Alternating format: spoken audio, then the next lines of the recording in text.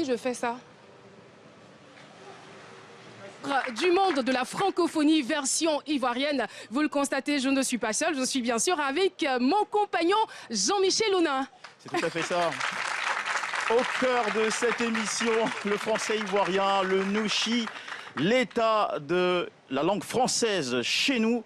Bonjour à tous, bienvenue et pour en discuter, nous allons bien évidemment explorer le sujet avec nos deux premiers invités. Bien Science oblige l'édition et de la communication. Elle est également la promotrice du prix Ivoire de littérature africaine d'expression francophone. Isabelle Kassi-Fofana, bonjour. Bonjour. Et bienvenue sur notre plateau. Merci. Et de l'autre côté, nous sommes donc en compagnie d'un amoureux, c'est aussi un invité de marque. Il est amoureux de la langue de Molière, qui a fait de lui un enseignant, bien sûr, du français. Et voilà, donc c'est son principal métier. Mais il faut dire aussi qu'il est consultant sur RTI 2 à l'émission Bien s'exprimer avec Caroline Langy. Bonjour et bienvenue. Bonjour Caroline, c'est exact. Alors, nous vous retrouverons tous les deux dans un court instant, mais avant, je voudrais vous présenter quelqu'un qui aurait pu devenir comme vous, monsieur, professeur. Mais avec sa maîtrise en lettres modernes, il a décidé depuis 2013 de déclamer, d'ivoiriser, de gagner également lors de la nuit du slam à l'Institut français d'Abidjan. Je vous prie d'accueillir très chaudement aujourd'hui même Capégic, le fabuleux slammer d'Abidjan. On parle pas, on coumant, on fuit pas, on fraya, on mange pas, on dabat. On dit ce que tu manges, c'est ça que tu fais sortir. Mais nous on a avalé français, mais on a sorti nouchi. Les gars, on dit ce que tu manges, c'est ça que tu fais sortir. Nous on a avalé français, c'est sorti nouchi.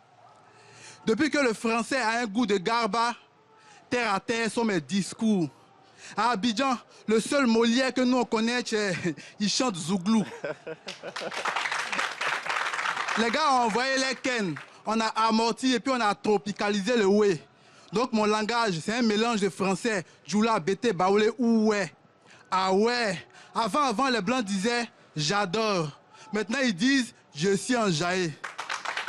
C'est la recolonisation mentale. Les rues de Paris doivent sentir à jamais. Ou bien, c'est la recolonisation mentale, les rues de Paris doivent sentir à jamais. Même les chocos ont arrêté de choco. Nous, chis dans la bouche du président de la République, ah, tu es choqué? Non, moi, ça joue dans mon coquin. Mon nouchi et moi, on est collés, serrés. Un beau anache, RAS, tous les IGI, la rue vous a déjà décoré. C'est pourquoi mon gbaillement tape à l'œil, comme la coiffure de Julien Gualo. Mouvement a pris Guéou, de Babi jusqu'au Baki. Voilà Nouchi dans toutes les bouches, que tu sois en 4x4 ou en Baka. Donc à Abidjan, on parle pas, on coumant. On mange pas, on dabat. On fuit. Si ce que tu manges, c'est ça que tu fais sortir. Nous, on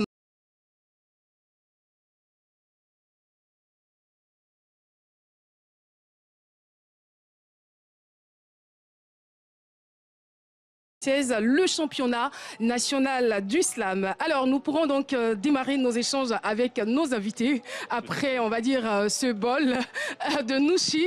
Voilà, c'est en français quand même, mais on va dire version ivoirienne. Ivoirienne, oui, c'est exact.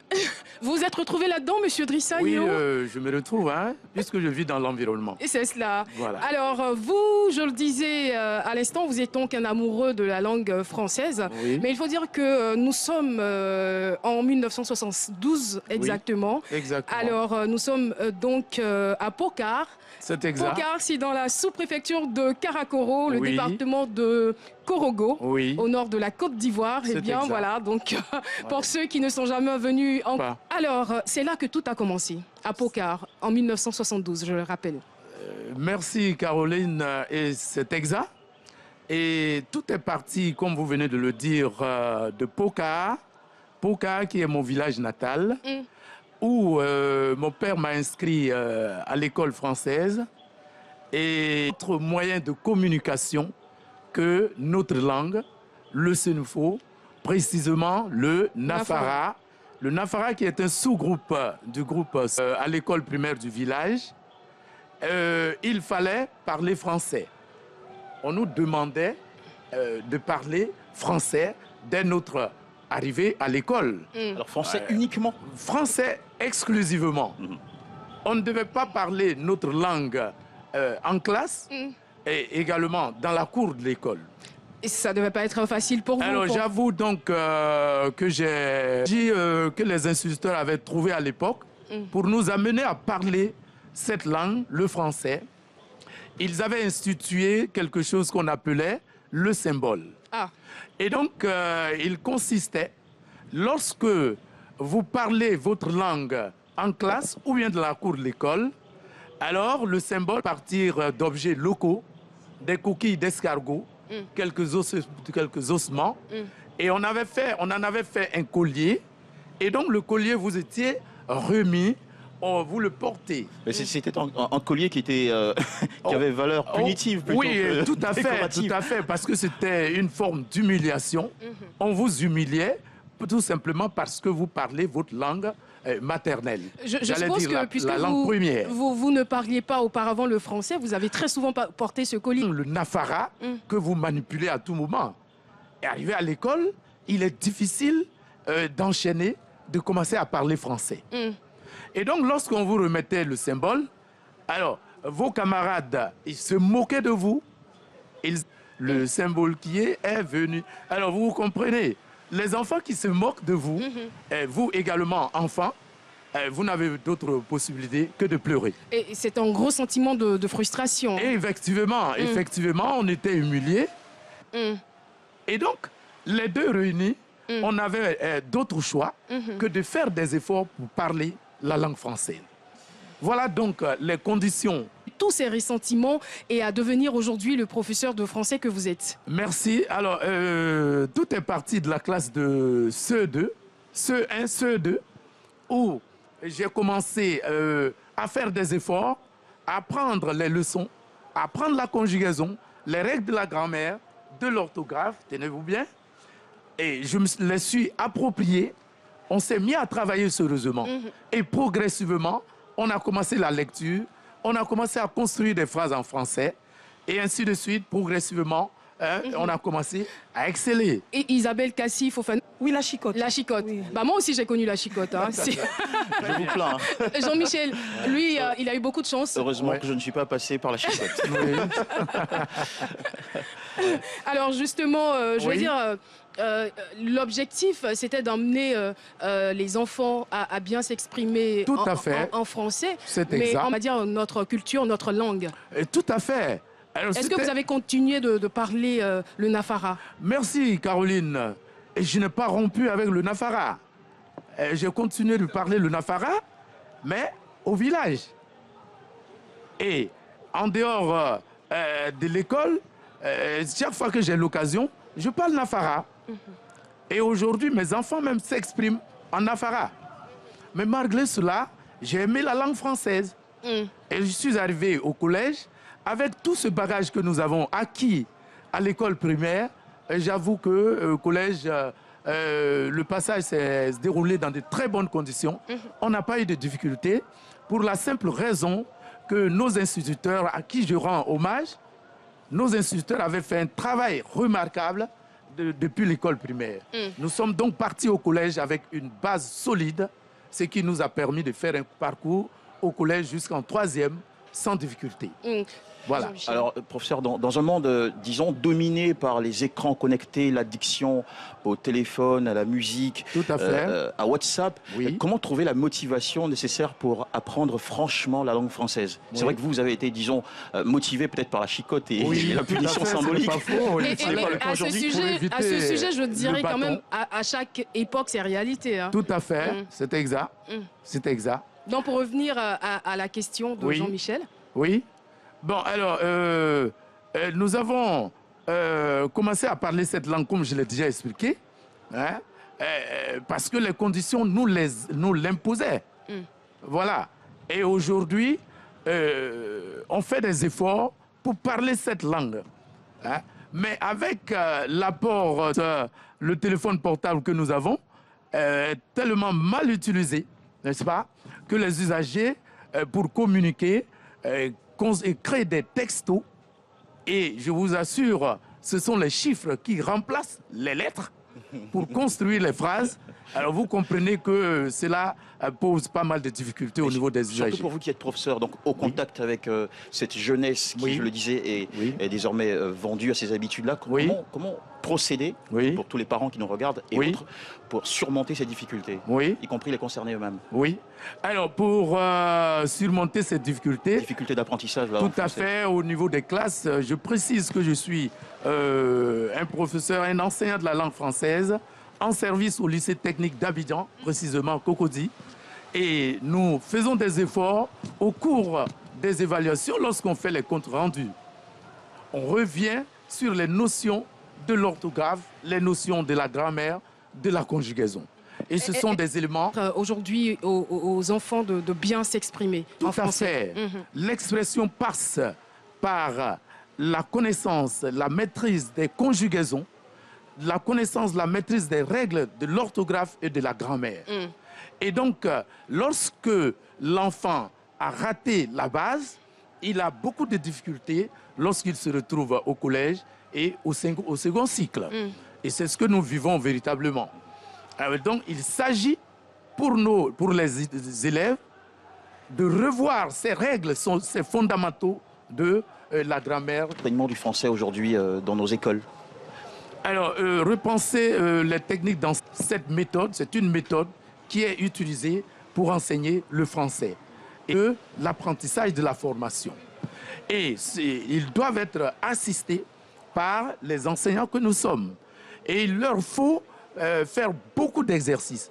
Parce que c'est à force de s'exercer que les règles finissent par entrer dans leurs habitudes et deviennent des réflexes. Et lorsque vous dites qu'il leur faut faire beaucoup d'exercices, est-ce que cela voudrait dire qu'ils n'en font pas suffisamment? Oui, ils en font, mais ce qu'il faut relever au niveau des ouvrages qui accompagnent, n'est-ce pas, qui nous accompagnent dans les classes, il y a peu d'exercices par rapport au passé. Par le passé, nous faisions les leçons, on apprenait les leçons, mais en plus de cela, les livres contenaient beaucoup d'exercices. Et aujourd'hui, ce n'est pas le cas. Et tenez-vous bien, même au niveau des programmes d'enseignement, à l'école primaire, il n'y a pas de plage horaire pour la dictée. Or, vous savez que la dictée, elle est essentielle, elle est importante, n'est-ce pas, dans la capacité de s'exprimer en écrivant. Et donc, c'est une discipline qui est très importante. Donc, je pense qu'on doit pouvoir lui accorder de l'importance au niveau de l'enseignement. Merci beaucoup. Alors, Caroline, je suis Isabelle... même tenté de dire que si on peut instaurer la dictée, par exemple comme une épreuve, à l'épreuve écrite du français à l'examen du baccalauréat, ce sera un moyen qui va amener les enfants à s'intéresser à la langue. Est-ce que vous n'êtes pas...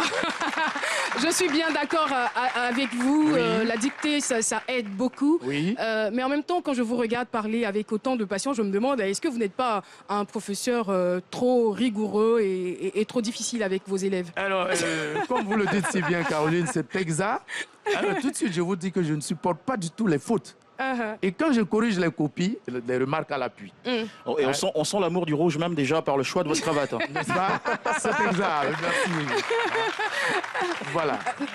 N'est-ce pas? Alors, Isabelle Kassi-Fofana, j'aimerais bien qu'on revienne encore sur des solutions. Vous êtes aussi mère de famille. Alors, est-ce que vous pensez que l'enseignement aujourd'hui... Il faut absolument l'aide des parents.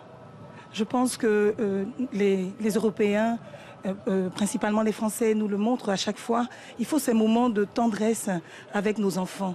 Il faut leur lire les histoires. Avant, nous sommes dans un système de... Nous travaillons, on rentre et on prend un répétiteur quand on peut, ou alors on laisse son enfant travailler. Mais il faut que les parents, au moins la mère ou le père, s'investissent. Il faut que de temps en temps, il y ait ces moments de tendresse, d'échange et de lecture. Absolument, c'est ce que j'essaie de faire. C'est important. C'est absolument important.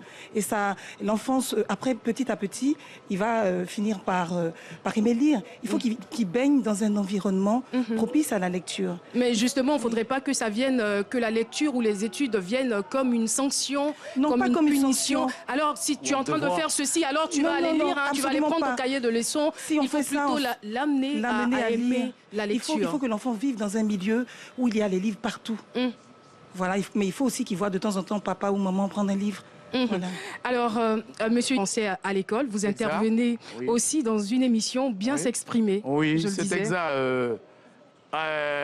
En collaboration avec Caroline Dandy, n'est-ce pas? Nous animons cette émission qui a pour titre Bien s'exprimer sur moi, d'apporter ma contribution à la promotion de la langue française.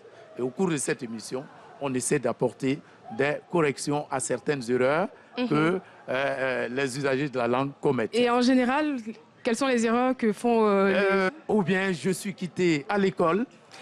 Et c'est bizarre, mais ça se dit de plus en plus. Direct. Alors, Et donc ce verbe, lorsque utilisé. alors je voudrais mettre... On dira donc j'ai quitté Tout à fait. l'école, j'ai quitté la mairie. Monsieur Yeo, je voudrais mettre donc en garde toutes les personnes qui diront à partir de maintenant tout à fait. je suis quitté à l'école. Alors ça ne se dit Tout à pas. fait. On C'est bien. risque d'avoir C'est le exact. symbole Alors, à votre c'est- cou Merci Caroline. pendant des journées. Et comme vous le voyez, c'est le symbole qui est là. Et c'est là, ça variait selon les régions. C'est cela. Vous constatez qu'il y a des os, des coquilles d'escargot. C'est cela. Et à l'époque, quand vous parlez votre langue Et ça maternelle, puait, ça oui, puait. c'est très puant. Et lorsque vous hasardez à parler votre langue à l'école, alors ce collier-là, on vous l'accroche et vous imaginez la suite. Vos camarades qui se vont que vous. Voilà. Et Alors, c'est le symbole qui je est là. serai trop gentil avec vous. Oui. Personne ne portera donc Oui. le symbole. Oui. On va d'ailleurs s'en débarrasser. Tout à fait. Et avec votre permission, avec Oui. la permission aussi de Jean-Michel, nous Oui. allons voir Oui. un extrait de D'accord. l'émission Oui. à laquelle, à laquelle vous intervenez. Bien s'exprimer. C'est Tout bien à sûr fait. C'est bien un hebdomadaire. Oui, C'est un hebdomadaire. Un Et hebdomadaire, est-ce que vous oui. sentez que les gens vous suivent dans ce que vous faites? mais je vous assure. Vous n'avez jamais entendu, oh, le monsieur là, il dit quoi même? Oh là là. Caroline est dans la rue et ce ne sont que des félicitations. Ah, Et depuis un certain temps, on a suspendu, c'est arrêté un tout pour un moment. Alors, et les usagers, ils s'impatientent. et il n'y a pas d'âge pour apprendre. Il n'y a pas d'âge pour apprendre. Alors pour vous qui nous regardez, très chers téléspectateurs, regardons ensemble à cet extrait de cette émission.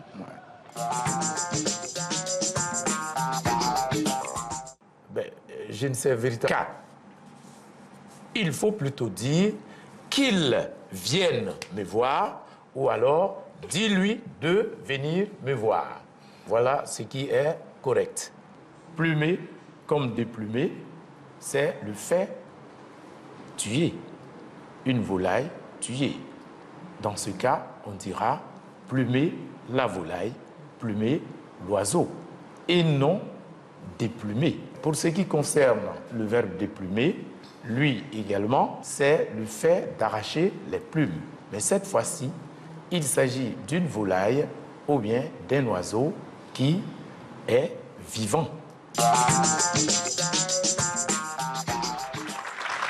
Et voilà, Bien s'exprimer, la prochaine saison à suivre en octobre sur RTI2. Cassie Fofana, 23 ans d'expérience dans le domaine de l'édition. Vous récompensez depuis 2008, c'est votre initiative à travers le prix Ivoire, les meilleurs auteurs de Côte d'Ivoire. Alors comment vous vivez cette aventure? Et d'ailleurs, justement, comment vous vivez cette aventure? Est-ce qu'elle est âpre? Elle est palpitante. Ce n'est pas facile parce qu'il faut beaucoup de moyens, mais la passion fait qu'on continue. Quand vous dites sur le qu'il faut chemin. beaucoup de moyens, Oui, parce que quand on organise, par exemple, le prix Ivoire à nous rejoindre ici à Abidjan, et on invite le lauréat, on lui donne une somme qui a une valeur numéraire de 3 000 €. Donc, c'est toute une organisation et c'est un beau et gros dîner qu'on organise. En fait, on célèbre le livre avec Fast. Voilà. C'est la magie du livre, tout simplement. Alors est-ce que c'est votre façon... Est-ce que c'est justement votre façon à vous de promouvoir et de pérenniser la langue française? Absolument. De par mon métier, je suis éditrice, comme vous l'avez dit. Nous pérennisons quand nous éditons un ouvrage à travers sa présence de son ouvrage dans les librairies en Côte d'Ivoire et ailleurs. Donc nous essayons, de par mon métier, chaque jour, à faire en sorte que cette langue française soit Compétitif, vous comprenez très bien de quoi je parle. toujours est-il qu'il faut quand même qu'il y ait des courants. éditeurs, il faut qu'il y ait des livres, il faut que ce métier-là existe et il existe. La chaîne du livre livre, elle est vraiment bien représentée en Côte d'Ivoire. Et ce que je voulais dire, c'est que quand on parle de la francophonie, il ne faut pas oublier non plus qu'on parle certes de la promotion de la langue française, mais également des langues partenaires. Et les langues partenaires, ce sont nos langues à nous. Donc je voudrais ici même rendre un hommage mérité à ces auteurs-là qui ont contribué à l'enrichissement de la langue française. Par exemple, un auteur comme Amadou Kourouma, il est reconnu pour ce qu'il a apporté, puisque ses écrits étaient parsemés de la culture malinké, de la richesse de la culture malinké. Par exemple, il a créé de nouveaux mots. Quand il dit, par exemple, il faut courber la prière. Voilà. Quand il dit le chien ne change jamais sa manière éhontée de s'asseoir. Tout ça sort, c'est vraiment à travers la richesse de la culture malinké. Je veux citer des gens comme Adiafi, Jean-Marie Adiafi, à travers son écriture Nzassa, puisque avec lui, il n'y avait pas de couvé du théâtre, de la poésie, le conte. Vraiment, je voudrais donc magnifier, célébrer, enfin, qu'on leur rende un grand hommage à ces hommes qui, certes, pour certains, sont partis, mais il y en a qui sont à côté de nous. Il y en a comme Were Liking, quand elle écrit le chant romanesque, et les chants sont tirés de sa pure tradition africaine. Quand on parle, par exemple, de mythes, je vais faire référence à l'écrivain, non au ministre, à l'écrivain Maurice Kwaku Bandama.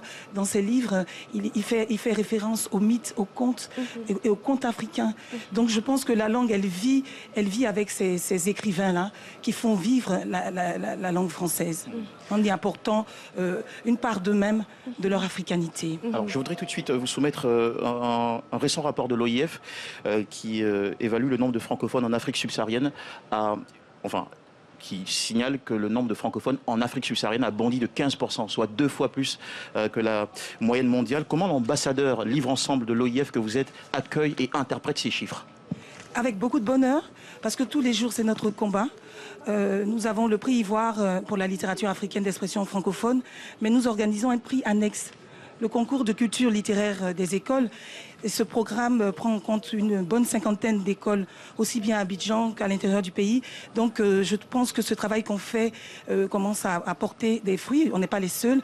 On sent une belle émulation autour du livre et c'est vraiment très très bien. Est-ce que vous n'avez pas l'impression que vos activités sont un peu aux antipodes, on va dire, de la classe moyenne? Non, pas du tout. Vous savez, un livre qui coûte combien finalement? Moi, quand j'édite un ouvrage, il coûte à peu près 3 000 francs CFA, à moins de 5 €. Donc je pense qu'il est accessible. Maintenant, tout dépend des choix. Voilà, de temps en temps, il faut penser acheter, offrir des cadeaux. Il faut penser acheter des livres quand on offre des cadeaux. À Noël, il faut penser... Mais une chose est d'avoir les livres et une autre est de pouvoir les lire. Tout à avoir fait. cette motivation. Et qu'est-ce que vous faites concrètement pour amener les jeunes non seulement à s'intéresser à la lecture, mais aussi à écrire?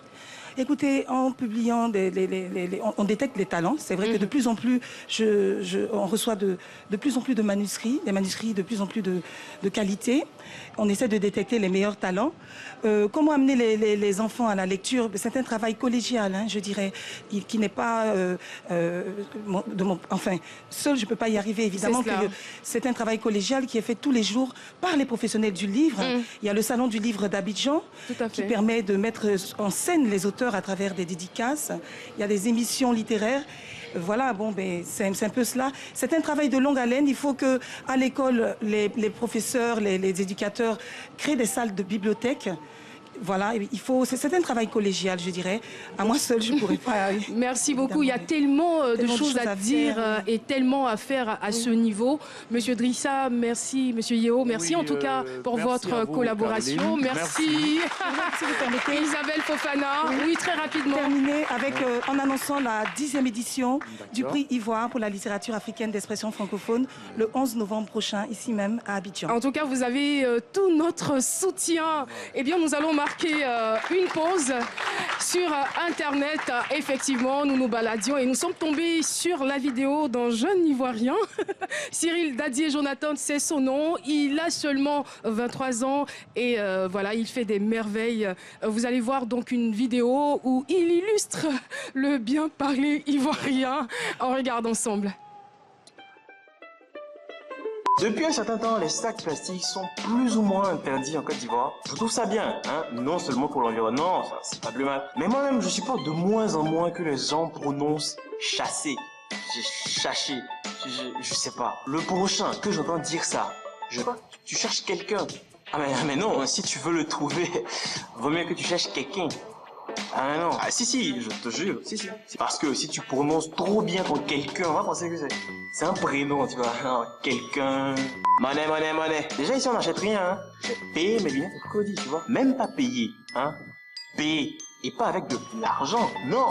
Là, cherche mon là. Là, il y a un truc qui me fait marrer même. Enfin, ici on ne dit pas mère. Genre, ta mère. Non, c'est presque prohibé, tu vois. Banni.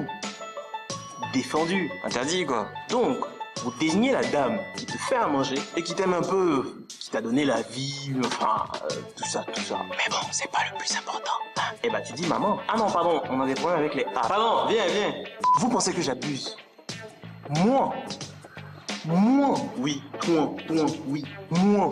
On dit moi, putain, moi, et on prononce moi. Donc, donne-moi devient donne-moi. Même pas donne. Non, on dit do. Donc, donne-moi. Pour ceux qui se sont posé la question, mon AK existe vraiment. Mais c'est juste la façon dont les gens prononcent qui fait chier. Merci beaucoup, Dadier. Et pour parler comme lui, je dirais, donne-moi mon lin. Moi. Alors, Jean-Michel, nous avons deux autres invités sur le plateau. Et je suis sûr que ces expressions typiques à la Côte d'Ivoire ont dû faire sourciller et sourire notre deuxième tranche d'invités composée de Jérémy Nguessan Kouadio, professeur des universités en sciences du langage, chevalier dans l'ordre du mérite de l'éducation nationale de Côte d'Ivoire, dans l'ordre du mérite ivoirien et dans l'ordre des palmes académiques françaises. Ça mérite une belle couverture d'applaudissements, s'il vous plaît. Avec nous également Julien Goualo, célèbre percussionniste, homme de théâtre et comédie. Surtout, nous l'applaudissons pour lui souhaiter la bienvenue. Bonjour à tous les deux. Et tout d'abord, une question pour notre cher linguiste. Quelles sont les exceptions du français tel que pratiqué dans notre pays, la Côte d'Ivoire? Les exceptions du français, mais disons que je voudrais d'abord saluer les chercheurs des pays francophones qui nous écoutent, qui travaillent cette langue dans leur pays et qui essaient de faire en sorte que cette langue, malgré les évolutions, reste quand même la langue commune à tous. Il y a beaucoup d'expressions puisque nous sommes dans un pays multilingue et le français est venu s'ajouter à cette langue, donc elle a été plus ou moins d'Ivoire. Pour vous citer un exemple emblématique, tout le monde dit que les Ivoiriens parlent sans accent, mais cela est dû à l'impact des langues nationales. Et vous savez aussi que lorsque nous parlons... Sans accent, ça donne quoi, par exemple? Ils parlent sans déterminant plutôt. D'accord. Sans déterminant plutôt. C'est-à-dire qu'ils prennent un nom, ils ne mettent pas d'article devant. Pourriez-vous nous livrer quelques exemples? Femme là est venue. Et vous voyez que... En renverse carrément. Vous voyez que quand je dis femme là est venue, en fait, la détermination, c'est le là que je mets derrière. Il n'y a pas d'article devant, mais je mets un là que je propose et qui remplace un peu l'article. Parce que cela vient directement des langues nationales. Toutes nos langues fonctionnent. D'autres exemples. À votre avis, est-ce qu'on pourrait considérer cela comme un atout? On ne peut pas considérer ça comme un acquis, mais on peut considérer que c'est une influence des langues nationales. Et vous savez qu'une langue, on peut pas, c'est pas une pièce de musée, elle change. Et quand une langue prend le risque de quitter son terroir et d'aller ailleurs, c'est sûr qu'elle va subir les influences des cultures et des langues du terroir. Donc je pense que, je ne dis pas que c'est un acquis, mais c'est comme ça que ça marche. Et les linguistes et les chercheurs, et plus les pédagogues, on essaie de canaliser pour que ça ne déborde pas sur l'école. Mais ce n'est pas toujours évident. Mais professeur, comment vous établissez le rapport entre ces langues partenaires et le français? Est-ce un rapport d'enrichissement, de complémentarité ou de concurrence-compétition? Au départ, c'était un rapport concurrentiel. Maintenant, nous parlons plutôt de langues partenaires, puisque la francophonie a admis que les langues des pays africains soient promues, qu'on puisse faire des recherches, qu'on puisse faire des expériences d'enseignement. Donc, des langues dominées, elles sont aujourd'hui, on pourrait dire, des langues partenaires. Nous partageons le même espace culturel et il est bon que ces langues-là ne meurent pas. Et je crois que la francophonie fait beaucoup pour que ces langues-là ne meurent pas. Donc, je pense que c'est une excellente chose. Et que font donc les chercheurs ivoiriens pour pérenniser nos langues? Les chercheurs ivoiriens ont le Nouchi depuis 1992. Dès que ça commençait à naître, parce qu'on a pensé que c'était quelque chose qui allait se pérenniser. Et nous travaillons aussi sur le français pour que, à l'école, les enseignants sachent ce qui est du français normatif et ce qui n'est pas, pour qu'ils puissent éventuellement amener les enfants à parler du normatif. Pour le savoir, il faut savoir que tout n'est pas français normatif. Donc c'est un peu le travail de tri que les chercheurs font au niveau de la Côte d'Ivoire. Alors, professeur, vous nous parlez du français ivoirien. Y a-t-il une distinction claire? L'ambassadeur du Nouchi est bien présent à nos côtés, donc témoin. Y a-t-il une distinction claire entre le français ivoirien et le Nouchi? Non. Ah oui, bien sûr. Ah oui, il va en parler. Le Nouchi, évidemment, au niveau du vocabulaire, au niveau de sa syntaxe, au niveau de la création du vocabulaire, au niveau de tout ça, est complètement différent de ce que nous appelons français ivoirien. Français ivoirien qui n'a pas rompu avec l'intercompréhension avec le monde francophone. Parce que nous restons toujours compréhensibles malgré tout. Mais le Nouchi commence à être une langue à part. Et tout le monde ne peut pas comprendre le Nouchi, y compris même les Ivoiriens. Julien Goualo. Alors Julien, est-ce votre avis? Tout le monde ne peut pas comprendre le Nouchi. Apparemment, le Nouchi appartient à une classe. Ben, le Nouchi spécifique. Le Nouchi aujourd'hui, si la francophonie valide le Nouchi, c'est parce que ça a été un boulot, un travail de longue haleine. Et donc, ça a été travaillé par nos grands frères et il y a la relève des petits frères. C'est-à-dire qu'on ne peut pas s'octroyer la paternité du Nouchi. Ça se transmet de génération en génération. Ça se transmet de génération en génération. Mais alors, d'où vient le Nouchi? Le Nouchi vient de la rue. Le Nouchi vient d'une complémentarité de tous nos groupes ethniques de la Côte d'Ivoire. Je t'explique quelque chose. Avant, Yafoy, c'est un mot djoula. Et il y a eu un grand monsieur de la rue, comme Pololo, qui a lancé Yafoy. La Foy, c'est djoula, il est bêté. Mais quand il a lancé la Foy, il y a un monsieur comme Alpha Blondy, qui est une légende vivante, qui a chanté Yafoy. Il y a Bonnie R.A.S. qui a parlé du Yukuli. Yukuli en bêté, c'est dit oreille. Dans l'oreille, il y a tympan. Vous te dites que je suis en train de jabrapapa dans ton yukuli, est-ce que ça a djoro? Tu vois? Traduction en français, s'il vous plaît. Je suis en train de te parler, est-ce que c'est rentré dans ton oreille? Est-ce que j'ai compris? Est-ce que tu as compris? Maintenant, tu as un frère comme Mako Wahi qui a envoyé, qui a émancipé Yabo, et Bo, Yafoy. Bo, c'est un ouais, ça veut dire frère. Ismaël Isaac a parlé de Bramoro. Bramoro qui veut dire frère de sang. Frère de sang, qui, le Nouchi a vu que deux la même ça gêne. Donc on dit frère. Alors, je suis bien tentée de poser la question suivante au professeur, puisque il y a quelques jours, j'entendais une discussion où il y a des gens qui disaient dans 100 ans, nos langues pour les langues locales. Ça, c'est l'avenir qui le dira. Et que nos langues meurent dans 100 ans, c'est possible, à l'allure où vont les choses. Mais si on prend le problème au sérieux et que, comme j'ai dit, nous sommes engagés à décrire ces langues, nous avons des dictionnaires, des grammaires qui se font aujourd'hui, c'est pour faire en sorte qu'elles soient pérennisées. Mais ils puissent apprendre leur langue. Bon, là aussi, c'est une autre histoire. Mais à l'allure où vont les choses, effectivement, si rien n'est fait, dans 100 ans, toutes les langues vont disparaître. Est-ce que le Nouchi pourra remplacer... Peut-être. Pour l'instant, c'est pas une langue...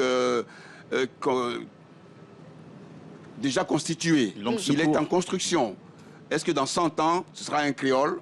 S'il passe au statut de créole, effectivement, ce sera une langue. Mais bon, pour l'instant, il n'en prend pas le chemin.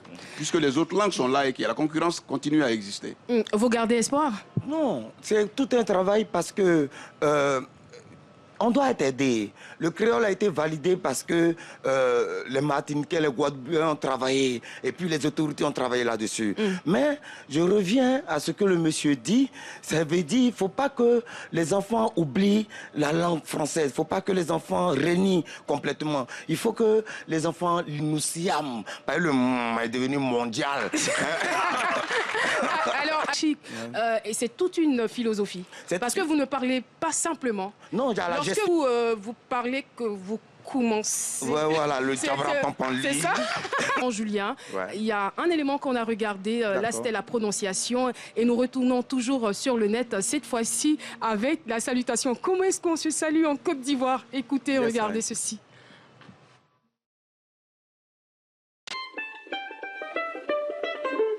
Des Déjà, c'est tellement important pour les gens d'ici de se saluer avant de dire autant que possible. Comment allez-vous, très cher? Non, non, ce qui fait que je me retrouve très souvent dans cette situation. Hey, tu fais quoi? Bonjour. Tu sais pas qu'on dit bonjour aux gens quand on les va les matins. On a dormi ensemble. Enfin, on n'est pas trop. Si tu dis bonjour à ta copine, elle va comprendre que tu veux la quitter. Si tu dis bonjour à ton pote, automatiquement, il passe en mode défense. Il te demande ce qu'il t'a fait. La salutation, la vraie, the real salutation, c'est ça. Ouais, Joe, c'est comment? C'est comment? Qu'est-ce qui est comment? Non, mais il y a mieux quand même. C'est la réponse. Ouais, Joe, c'est comment? Allez, Joe, on est là?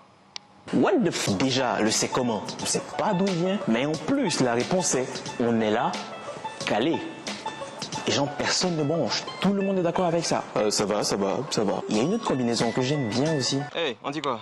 Ouais, et toi? Tanti. Bon, ça, c'est pas compliqué. Hein. Bien ici, tout le monde est tonton, tanti. Tonton, tonton, tanti, tanti, tanti. Bien évidemment, à eux, tu dis bonjour. Bonjour, tonton. Bonjour, tanti. Mais bon, c'est trop demandé, c'est trop compliqué, c'est trop long à dire. Voilà. Du coup, c'est très vite devenu ça. Bon, tonton. Bon, tanti.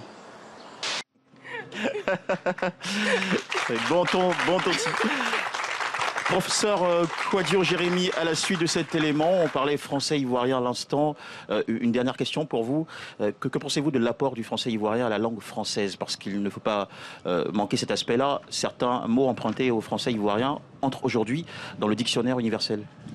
Oui, par exemple, le mot maquis est rentré dans la langue française avec le sens que nous lui avons donné.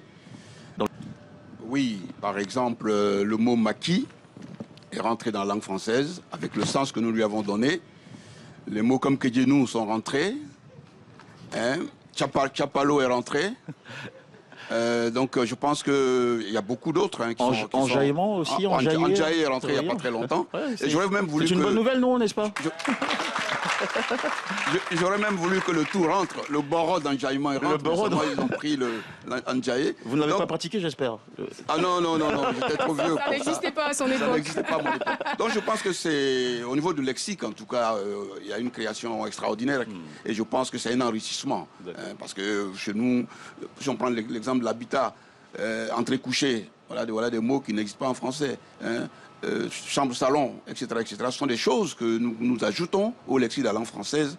Et tout le monde sait, le monde entier sait que le français en Côte d'Ivoire est approprié par les Ivoiriens et que nous sommes décomplexés vis-à-vis de cette langue et nous en faisons un peu ce que nous voulons. Et très rapidement, est-ce qu'il a un bel avenir, le français ivoirien? Mais bien sûr. Avec tout ce qui se passe, avec le nouchi, avec tout ce qui se développe, il n'y a pas d'inquiétude pour la langue française chez nous. L'inquiétude, c'est nos langues. L'inquiétude concerne nos langues, mais le français, en principe, il n'y a pas de crainte. Mais à votre avis, est-ce qu'il ne serait pas plus intéressant pour nous d'avoir une parfaite maîtrise de la langue française ajoutée aussi à nos langues maternelles? La parfaite maîtrise, ça n'existe pas. Vous demandez à un Québécois, il va parler son on ne nie pas le fait que le français soit notre langue officielle. Je veux dire que nous avons...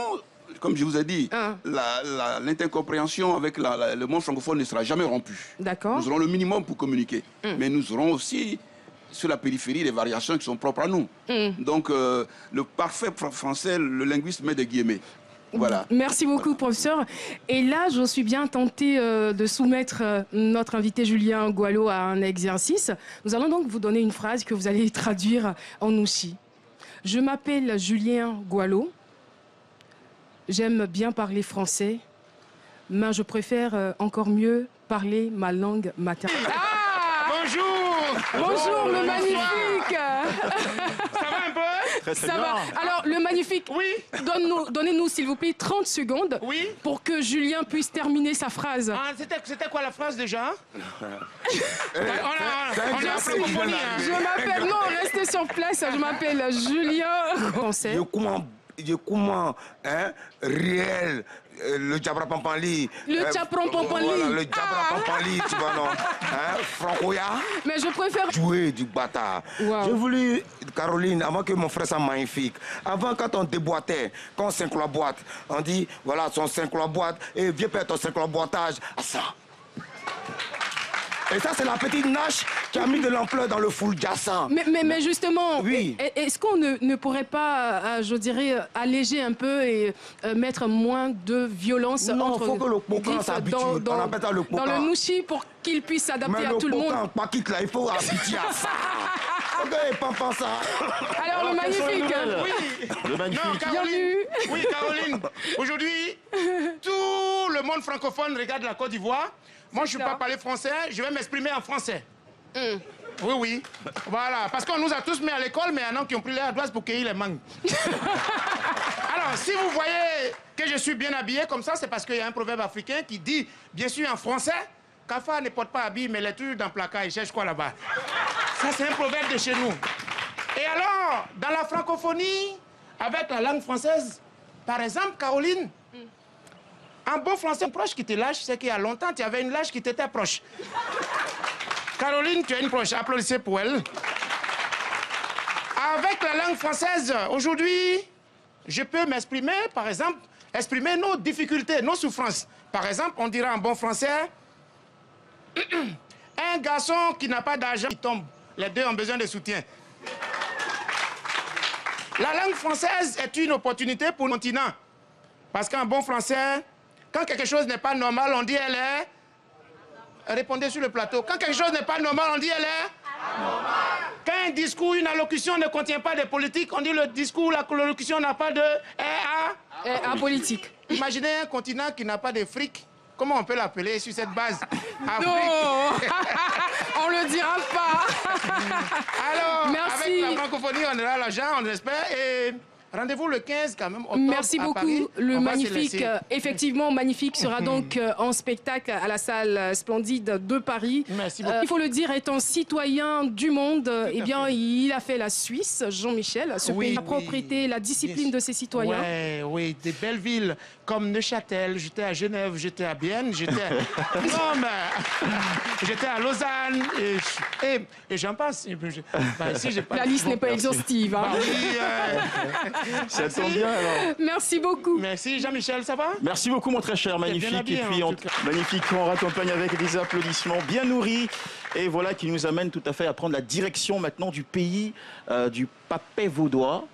Papet vaudois au poireau et de la tarte à l'œil de perdrix. Ah, tombe bien, il est midi avec ces 2 millions de francophones, dont Darius Rochebin et Michel Serrouti, que nous retrouvons en direct de Genève.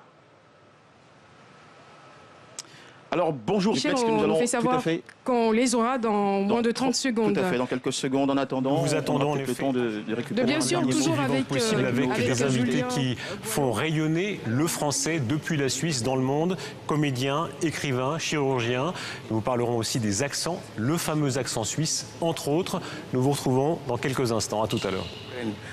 On y reviendra si le temps nous le permet, Jean-Michel. Ok, bonjour Darius et bonjour Michel. Nous vous passerons le témoin dans une poignée de minutes.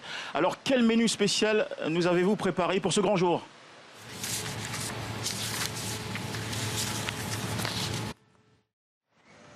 J'espère qu'ils nous entendent très bien. Nous essayons d'établir la connexion avec Darius Rochebin et Michel Serrouti en direct de Genève pour, je le rappelle, ce grand tour du monde de la francophonie diffusé en direct sur TV5 Monde. Merci d'être des millions à nous regarder.